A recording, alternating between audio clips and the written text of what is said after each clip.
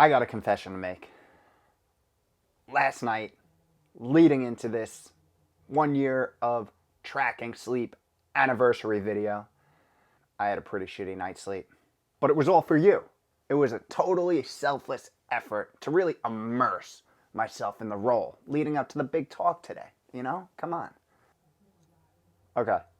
My friend decided to selfishly have a birthday party. Some people.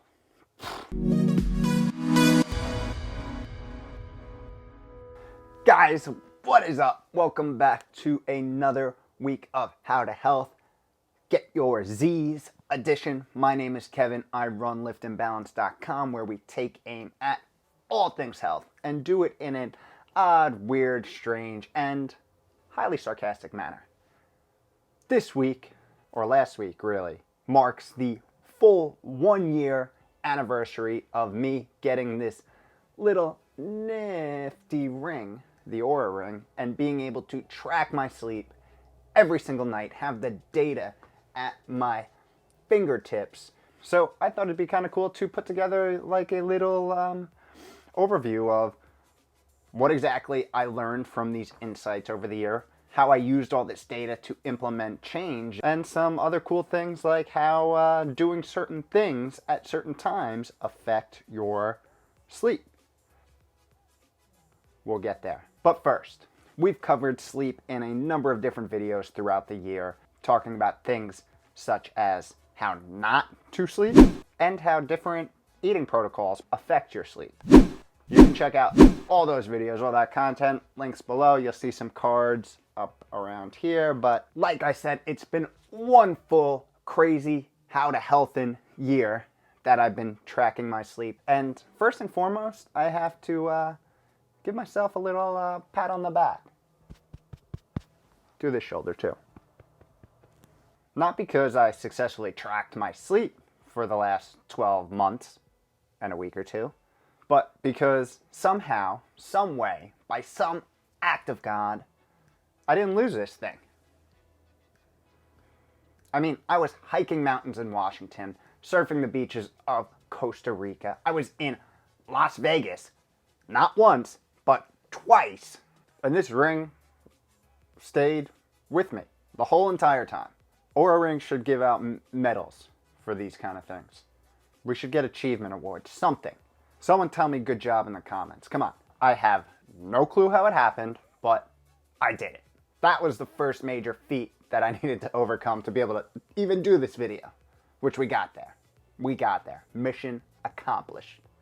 Moving on. As a side note to that, I would be upset if I lost the ring, but being able to correlate the data I get from the ring with the subjective feel I feel every day has made me so in tune with my body that I could actually estimate within a point or two my daily readiness score from the Oura ring every single day. And I'm getting ahead of myself, but that is what I really think is probably one of the most beneficial things I've got over this past year. And to be honest, over the past, 4 months, the last quarter of having the actual ring on my finger and having the data at my fingertips every morning, I really don't even look or open the app or sync the data until late afternoon or evening. And I'm just going on pure feel, baby. And that's why I think wearables like this are actually so valuable. They give you access to objective data that you can correlate with subjective feel until, well, your subjective feel can estimate your objective data. And at that point, it's basically your brain created an Oura-like application that it innately uses. No need to purchase Gen 3, right? All right. Let's get this train of biohacking discretion back on its tracks. Let's go through what I have learned and observed over 1 full year of tracking my sleep with, may I add, what a lot would say is the best consumer-based sleep tracker on the market. There's a few other that I think are up there at the level of the Oura ring, but I gotta tell you, Oura ring is doing it right. If you want to learn more about the Oura ring and understand, what its capabilities are and things like that, video up here, down in the description, full breakdown of Oura. Super awesome, super cool. Let's get into it. First off, losing a few hours of sleep makes a difference. Let me tell you why. There have been several occasions over the last year, as you can imagine, where against my will I was dragged out and forced to stay up later than I would have liked. And for all you guys keeping track at home, that is basically any time after 8:30 p.m. That's just how I roll. On these occasions where I end up going to bed at 10, 11, 12 p.m. at night and don't change, which I never do, my wake time of 5 a.m.-ish, the next morning is definitely a struggle, both subjectively, how I feel, and according to the data that I can see. On these mornings, I would see the following. One of the main things that I would notice here is deep sleep would definitely take a hit. And if you don't know, we have most of our deep sleep in the first half of the night. So having that first half window shrink by 1, 2, 3 hours really can affect deep sleep, which is the most restorative and regenerating part of our night. Another thing that was clear is the overall quality of sleep was definitely lower on these nights. And I think one of the untalked about attributes to this is the fact that me going to bed that night, I knew that I wasn't going to have a good night's sleep. I knew that the next day was going to be a little tough from a getting up standpoint, from an energy standpoint, and that right there put me in more of a sympathetic nervous system state, or a fight or flight nervous system state throughout the night, instead of what you want to be in, which is a parasympathetic state, which is associated with rest and digest. So what started out as simple thoughts of saying, hey, I'm going to have a less than optimal physiological state the next morning, created this downstream effect that affected my nervous system, that affected a lot of my sleep metrics, and ended up influencing and hindering my overall sleep.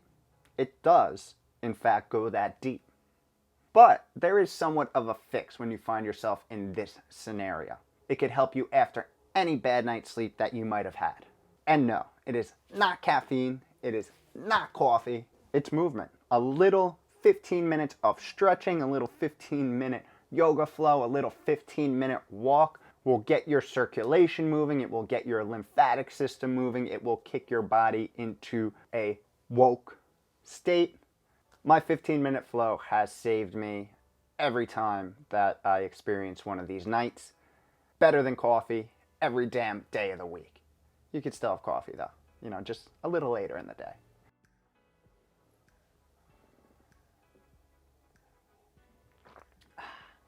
Okay, you get that. But what about food? Another thing that I found is food timing plays a role. A big role. A little background. Over the past year, I've been following something called early time-restricted feeding. This is a form of fasting that breaks your food consumption into a feeding window and a fasting window every single day. As you could have guessed, the early means we have this feeding window earlier in the day rather than later in the day. So for me personally, I follow a early time-restricted feeding protocol of 9 a.m. to 3 p.m. 6-hour window, 18-hour fast. Start eating at 9 a.m., finish eating by 3 p.m. I'd say for 95% of my days over the last year, this was followed. But on those days where that thing called life just gets in the way again, first with birthday parties, now with eating at birthday parties, it's crazy. Here is what I noticed when I had meals later in the day. My heart rate variability, which is an assay for recovery, was lowered. You want heart rate variability to be higher, not lower. So that moved in the wrong direction. My average resting heart rate was higher, not going in the right direction. While the low point of my heart rate for the night typically hit later in the night rather than early in the night. A sign of a well-rested, good night's sleep has you hitting your low resting heart rate early in the night. So, again, moving in the wrong direction. This is all because I finished eating at, 7 or 8 p.m. rather than 3 p.m. Continuing on with the list, my body temperature was elevated, telling me that I was generating more heat from the internal thermal effects of digesting food. You can see my whole breakdown of energy expenditure below. as well as subjectively feeling a lot more tired the following morning, even though I had the same sleep opportunity and spent the same time asleep as a regular night. The likely culprit here is digestion. Digestion takes a lot of energy and therefore blood and blood flow. The more blood flow that's dedicated down into the intestines to digest that food and support the immune system in its investigation of everything coming through the digestive tract means less blood flow to work on those restorative and regenerative parts of sleep, primarily deep sleep, or the most restorative part of our night, which also means that your nightly brainwash is getting cut short. What is your nightly brainwash? I am so glad you asked. It's these little elves that come and crawl up into your ears and have like these scrubbers and they scrub along. No, okay, that's not it. Your nightly brainwash is a newly discovered process that happens via the lymphatic system. Now, if you know or heard of the lymphatic system, which cleans out toxins from your body, this is basically the lymphatic system for your brain. Pretty important. During deep, slow-wave sleep, cerebrospinal fluid is squirted throughout the brain, cleaning out all those toxins that accumulate as a byproduct of being awake, of our daily neuronal function. Someone's got to clean up the garbage, and this system does it. Disruption of this system as we age is thought to be one of the drivers of age-related neurodegenerative disease down the line. Yeah, get your nightly brainwash. All right, so we just went through when the stomach's full. But what about when it's empty? So over the past year, I found that fasting or not eating for a period of time plays a significant role as well. Here I'll just bring you into the dashboard and we can look at the data right here. You'll see a trend over 2019 where things get sort of interesting. Now, in the later quarter, and I'd say the last 4 months, starting in September, I implemented a alternate day fasting protocol. Now, this is what it sounds like. Pretty straightforward. Eating every other day. And between meals was about 40-ish hours of fasting. Water, coffee, no calories. So, what did we see? Deep sleep and heart rate variability on the up and up, while average resting heart rate and low resting heart rate decreased. Both signs of a improved quality of sleep and improved recovery. That was from ADF, or alternate day fasting. But what happens if you fast for, a little longer? A prolonged fast. Now, this is typically anything from 36 hours to, could really go whenever. But for me personally, 2019, I did 2 7-day prolonged water-only fasts with a couple of 3 to 5 days, mixed in between. The numbers were interesting with improvements in a lot of the same areas. For those fasting videos, you can check out the links below. But what I saw, deep sleep skyrockets. And these are primarily on days 2, 3, and 4 of the prolonged fast. I don't know why those days particular, but deep sleep really saw big improvements those days, which is good. Brainwash, the good kind of brainwash. However, during the more prolonged fast, and even on the 36-hour fast from alternate day fasting, I noticed that the overall sleep duration decreased. And this is likely due to an increase in stress hormones that are circulating throughout the body as a byproduct of not having food every single day. We talk about this experience and why it happens in several other videos. You can check them again below. I'll give you a hint. It's an evolutionary survival mechanism. And this wouldn't be any type of video if we did not close on how America's favorite pastime affects sleep: drinking. So what I found over the last year is that booze is a sleep destroyer. I hate to say it, but it's a sleep destroyer. It destroys sleep. Pretty much every aspect of it. And full disclaimer, I'm not a big drinker. I think over the past year, over 2019, I may have drank on about 5 occasions. So that's data going off that, but it doesn't take much. I mean, you see the difference very clearly. So what happens? Heart rate variability gets whacked. Low resting heart rate and average resting heart rate get whacked. My total quality of sleep was poor at best. Deep sleep was impacted, REM was impacted, and the next morning sucked. And for me, and just speaking for me and my experiences, after knowing and experiencing how you are capable of feeling after optimizing your sleep, it makes it hard to consciously make the choice to drink excessively often. After knowing how and why alcohol affects you biologically and from a rest and recovery standpoint, it's just not worth it in my eyes. That's just me. Okay, why does all this matter and how could it potentially help you? So let's go back to the point in the beginning of the video where we talked about how I could pretty accurately predict what was going to be on the Oura Ring application after just, waking up and feeling how I feel. You have the data. Now it's time to make meaningful change. Here are some things that I switched up throughout the year, having the data at my fingertips every single morning. Starting off with my sleep timing. Over the first couple of months of tracking my sleep, I noticed consistently low REM, about 40 minutes per night. Now, for those first 4 months, I was going to bed 8:39 and waking up around 4:30 a.m. every morning, early rising.